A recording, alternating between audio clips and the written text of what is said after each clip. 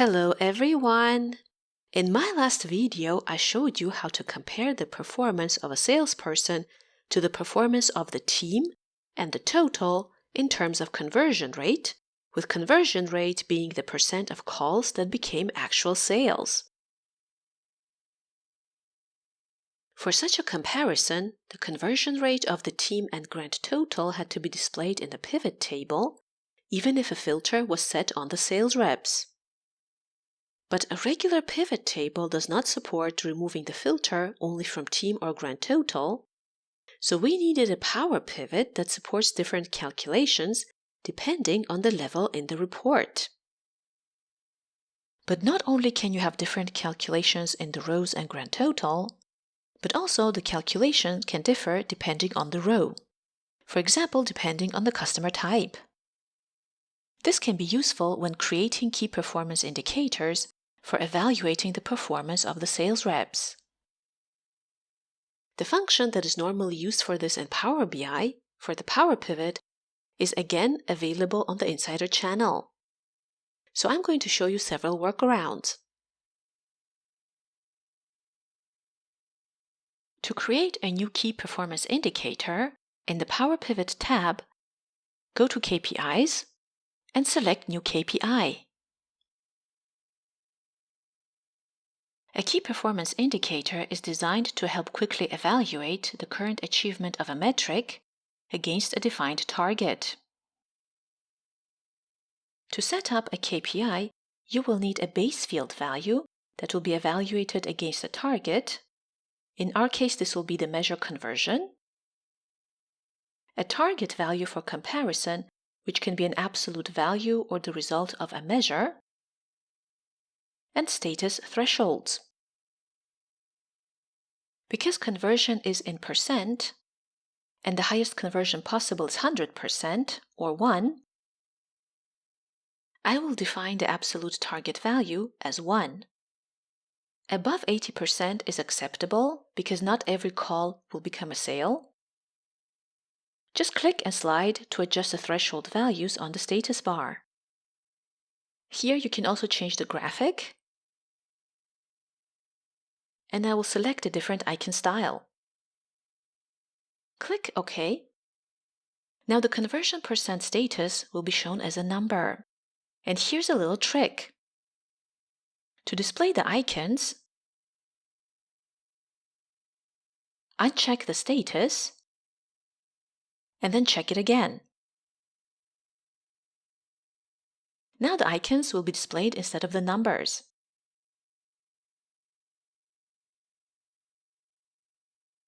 In our example, we have 3 types of customers. A customers are preferred because they can pay more for the product and are harder to find. So each sales rep should spend more time on the call trying to persuade them to complete the sale. That's why the target conversion rate should be set higher for A customers than for B or C, so that the sales reps try harder. Now the status thresholds will be same for all rows. But I can change the target value depending on the customer type in the row. So I will need another measure for the conversion target.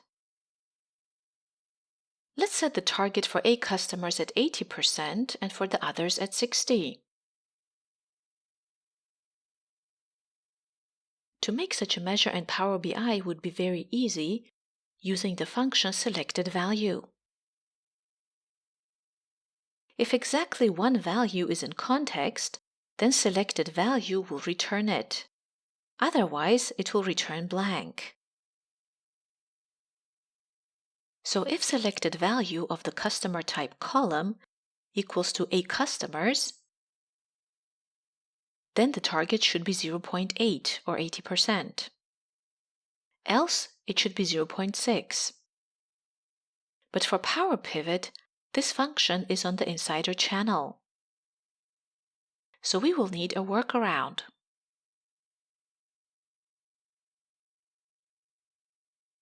I will need a variable called target A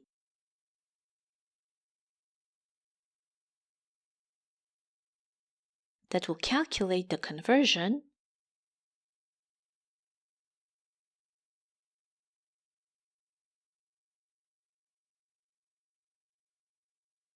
for customer type being a customers.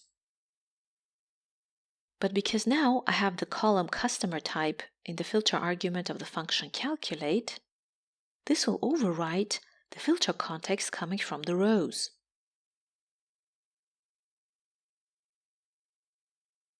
So I will wrap this filter argument in the function KEEPFILTERS so that conversion is calculated using the intersection of filters.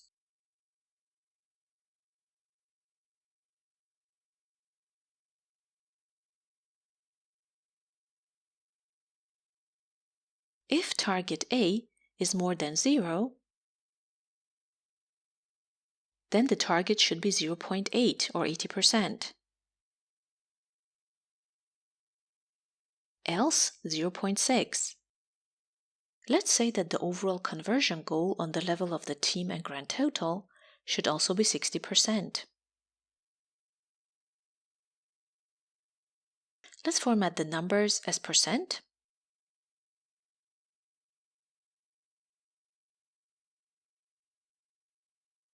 Click OK. But now you will notice that on the level of the grand total, team and salesperson, the conversion target is 80% and not 60. So we will need an additional condition. So let's edit the conversion target measure.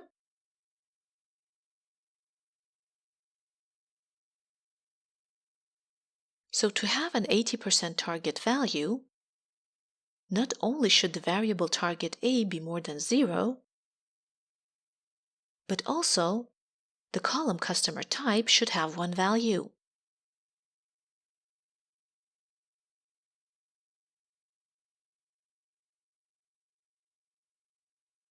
On the level of the grand total, team and salesperson, there are multiple customer types. So the target will be 60%. Now under Manage KPIs, let's edit the conversion percent KPI. Define target value as a measure. Choose the conversion target percent in the drop-down and adjust the status thresholds. The status thresholds will now be percentages, so let's set one at 100, which will be the 80% target, and the other one at 50%, which will be equivalent to the 40% target. So conversion below 40% will be considered really bad. Alternatively, if you only want the icons to be shown at the level of the customer types, then we will need an additional measure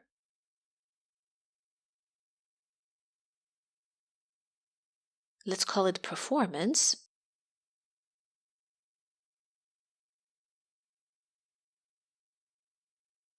which will give back the conversion percent, which should be the base field value, only if the customer type has a single value.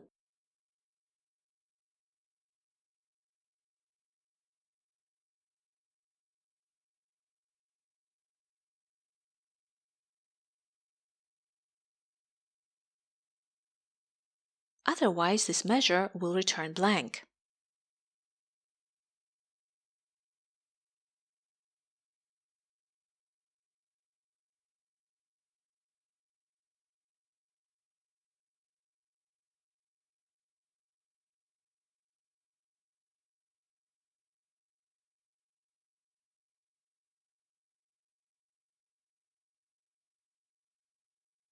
And then let's use this measure as a base field of a key performance indicator. The new key performance indicator will be similar to the previous one except for the base field.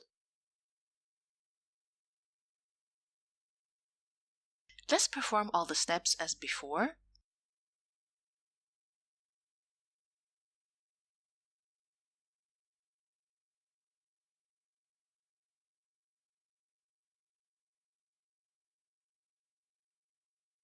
and exchange the KPIs.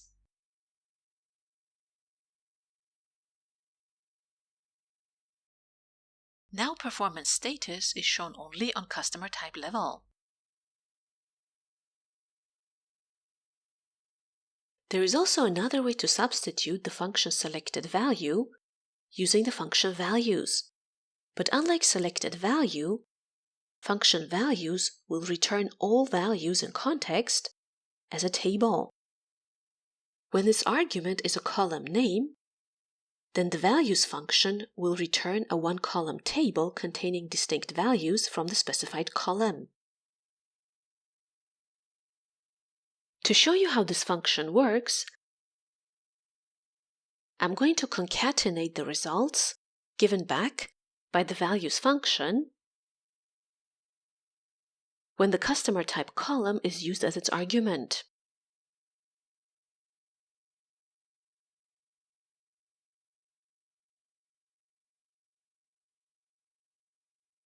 As a delimiter, I will specify a comma. Please note that in the rows with customer types, only a single customer type is returned. But on the level of the salesperson, team, and grand total, the function values returns several customer types.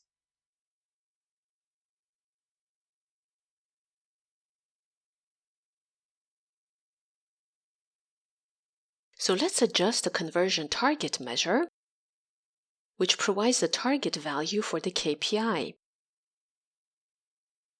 I will not need the variable anymore, so I'm going to delete it. And instead, I will adjust the logical test. Now I cannot type that a single value, a customer's, has to equal the results returned by the values function with customer type column as its argument, because on the level of the salesperson, team, and grand total, the function values will return multiple customer types. So the Power Pivot will not tolerate this and return an error. So I'm going to wrap this part of the formula in the function IFERROR, and if an error occurs, this function should return false.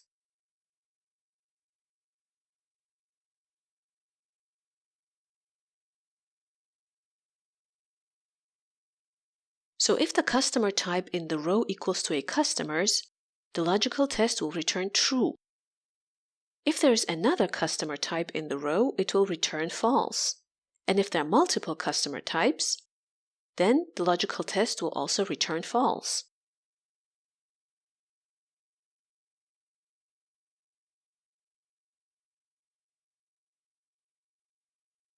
So in this way, the conversion rate target of 80% will only apply if there's a single customer type in the row and it is equal to a customer's. In other cases, 60% will be applied.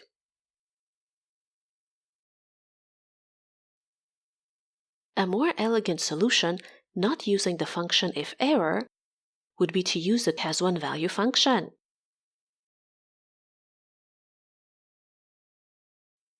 In this case, the logical test has to have two conditions, which both have to apply. First, the customer type column has to have a single value in the filter context.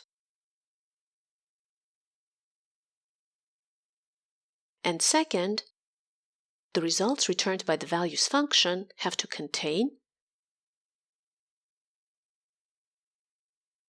a customer's.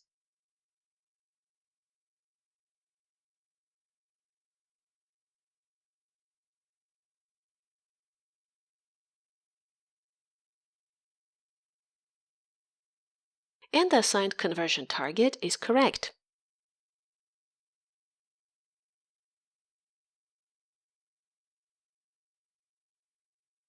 And if you like this video, please like and subscribe not to miss interesting content like this.